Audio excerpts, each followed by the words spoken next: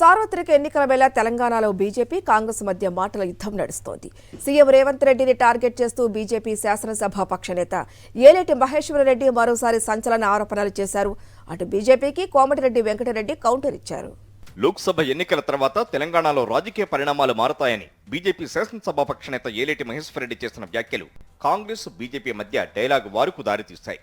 CM Revanth Reddy BRS ఎమ్మెల్యేలకు గాలం వేసి సొంత దుకాణం పెట్టుకోవడానికి సిద్ధమవుతున్నారని ఆయన చేసిన కామెంట్స్ తో పొలిటికల్ హీట్ పెరిగింది. మహేశ్వరరెడ్డికి మంత్రి కోమటిరెడ్డి వెంకటరెడ్డి కౌంటర్ ఇచ్చారు. రేవంత్ రెడ్డి 10 ఏళ్లు సీఎంగా ఉంటారని స్పష్టం చేశారు. కాంగ్రెస్ లో ఏక్నాథ్ షిండేలు ఎవరూ లేరని, ఆయన్ను సృష్టించిందే బీజేపీ అని సెటైర్ వేశారు. కాంగ్రెస్ అంతర్గత విషయాలు మాట్లాడుతని మహేశ్వరరెడ్డికి హితవు పలికారు కోమటిరెడ్డి. ఏక్నాథ్ షిండే అని మీరు సృష్టించింది ఏక్నాథ్ షిండే, మేం కాదు. మహారాష్ట్రలో ఎన్సీపీని శివసేనని చీల్చి ఎమ్మెల్యేలను కొని ప్రభుత్వాన్ని ఏర్చుకొని ఏకనాథ్ షిండేని సృష్టించింది మీరు.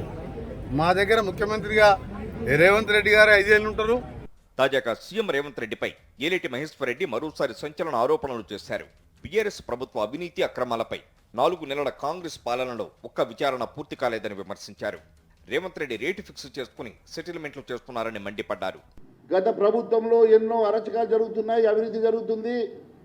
నేనొస్తే ఒక్కొక్కళ్ళని జైళ్ళకి పంపిస్తా, కటకటాలకు పంపిస్తా అని ఎన్నో ప్రగల్భాలు పంగినటువంటి ముఖ్యమంత్రి గారు 4 నెలలు గడుస్తున్నా ఏ ఒక్క ఎంక్వైరీ కూడా పూర్తి కాలేని పరిస్థితి.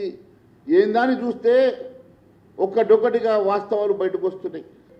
ఈ ప్రభుత్వం చేస్తున్నటువంటి సెటిల్మెంట్లు బయటకు వస్తున్నాయి. రేవంత్ అంటే నా వంతు ఏందంటున్నాడట. గతంలో బీఆర్ఎస్ ప్రభుత్వం 15 ఎకరాల భూమిని హెటిరో సంస్థకు లీజుకిచ్చిందని మహేశ్వరరెడ్డి తెలిపారు. కానీ కాంగ్రెస్ ప్రభుత్వం రాగానే ఆ భూమిని స్వాధీనం చేసుకుందని ఆరోపించారు.